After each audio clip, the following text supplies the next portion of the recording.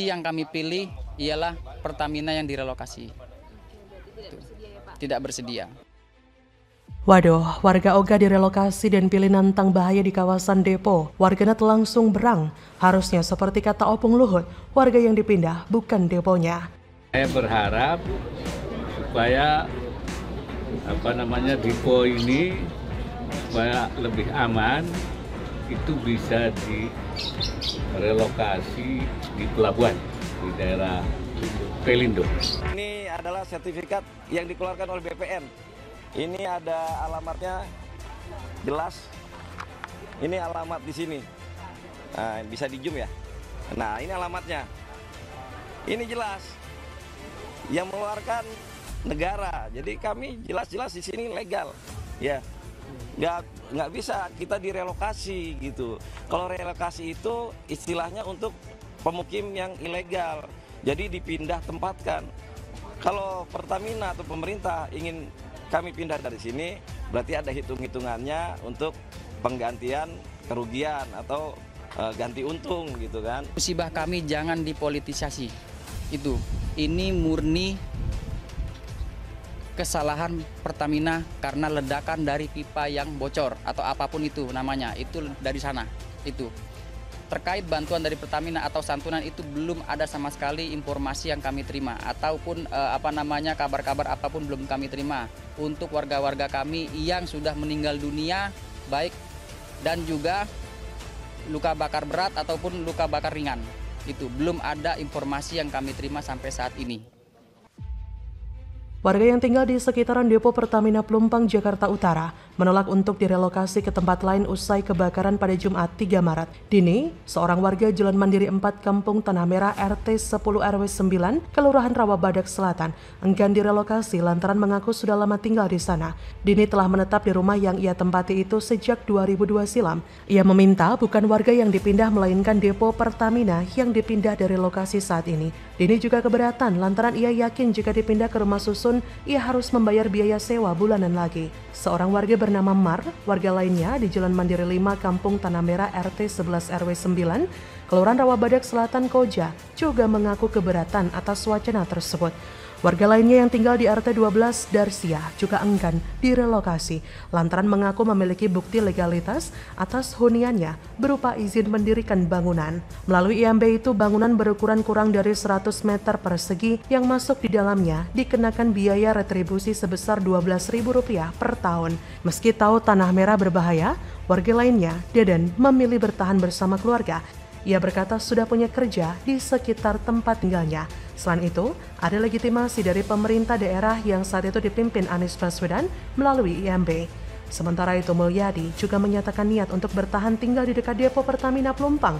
Ia mengatakan tanah di RW 2 sudah resmi karena bersertifikat. Selain itu, ia mengaku sulit untuk mencari rumah di Jakarta. Mulyadi menilai zona bahaya sebenarnya ada di RW 9, RW 8, dan RW 1. Terlebih lagi, perumahan di lokasi itu banyak yang tak punya sertifikat. Warga asli Rawabadak Selatan pernah mengusulkan ke Lurah untuk relokasi warga Tanah Merah karena berbahaya. Namun pemerintah daerah justru memfasilitasi terus-menerus.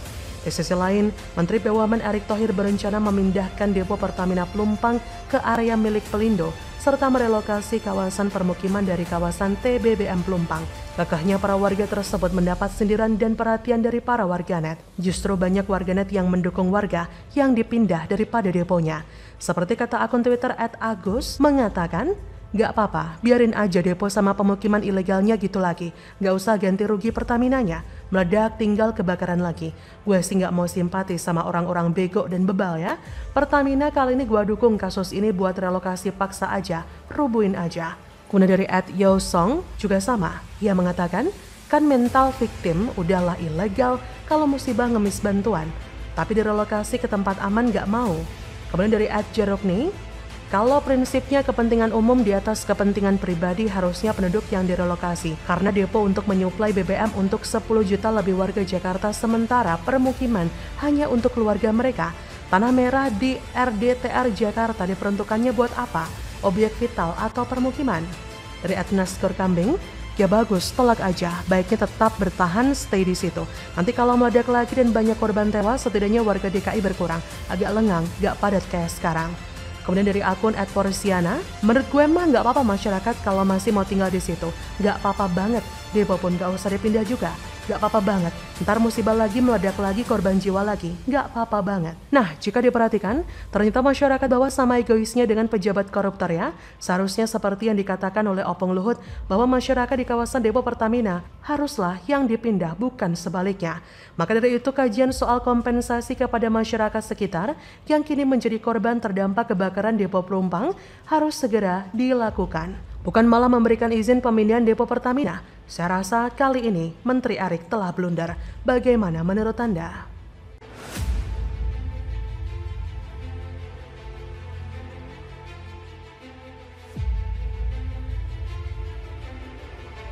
Di Jakarta, hujan 3 hari non-stop, Heru Budi dapat pujian lagi terkait penanganan banjir. Beda dengan 5 tahun belakangan yang dibiarkan tidak ditangani. Ditulis oleh tim redaksi jurnal, dikutip dari berbagai sumber. Banjir kering, banjir lagi semalam jam 11.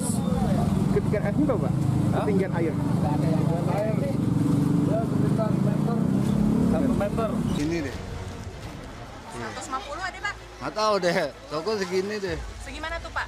Ini tuh ini. Sepinggang? Iya. Segimana, Pak? Pinggang. Sepinggang. Realisasi, terus tadi sodetan, terus Pak Wali sudah minta dinas kebakaran turun juga untuk melakukan penyedotan. Lantas pompa-pompa sudah hidup, sore ini mudah-mudahan sudah surut. Himbauan kepada warga ya selalu waspada karena memang kita masih di era musim hujan dan jangan lupa tetap menjaga kebersihan. Melakukan penyedotan dengan kapasitas pompa apung kisaran 20 liter per detik. 20 liter. Yap, yang kita turunkan dan kita kerahkan juga beberapa satgas dari Kecamatan Mampang. Ya mudah-mudahan cepat surut biar warga juga bisa aktivitas kembali seperti biasa.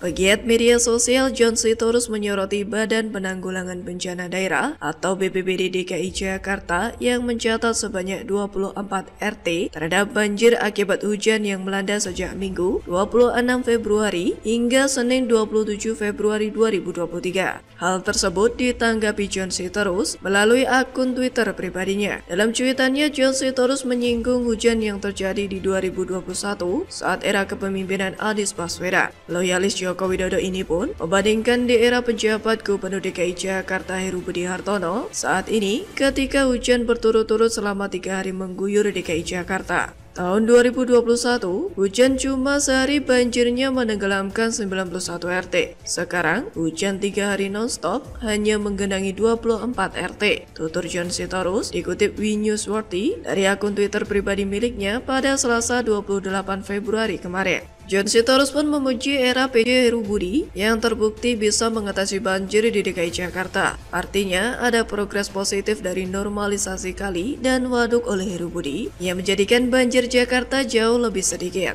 Selain itu, ketika beberapa wilayah rawan tergenang air, PJ Heru juga langsung memetakan permasalahan, berdiskusi dengan para ahli, dan mengambil keputusan serta langkah yang tepat untuk solusi banjir setelahnya. Terbukti, setelah itu, banjir di Jakarta hampir tuntas tertangani. Hanya sisa beberapa titik saja yang belum purna karena masih dalam proses pembebasan lahan dan proyek normalisasi yang sedang berlangsung. Sementara berdasarkan laporan BPBD DKI Jakarta, banjir tersebar di wilayah Jakarta Selatan, Jakarta Barat, dan Jakarta Timur. BPBD telah mengerahkan personel untuk memonitor kondisi genangan, mengkoordinasikan unsur Dinas SDA, Dinas Bina Marga, Dinas Gulkarmat melakukan penyedotan genangan dan memastikan tali-tali air berfungsi dengan baik. Genangan di sejumlah daerah itu ditargetkan surut dalam waktu yang cepat. Jadi, bedanya bila kita anggap benar era Anies banjir lebih lambat surut, itu merupakan titik balik dari semua permasalahan banjir karena setelah DKI dipimpin oleh Heru Budi, Jakarta berangsur-angsur terbebas dari yang namanya banjir. Sedangkan di era Anies sangat jauh berbeda. Mengenyampingkan begitu banyaknya titik yang tergenang cukup lama, jelas banjir itu selalu datang dan datang lagi. Dan kesannya memang tidak ada satu upaya untuk mencegahnya atau paling tidak mengusahakan agar banjir selanjutnya tidak lebih parah dari sebelumnya. Semua sama saja, datang apa adanya,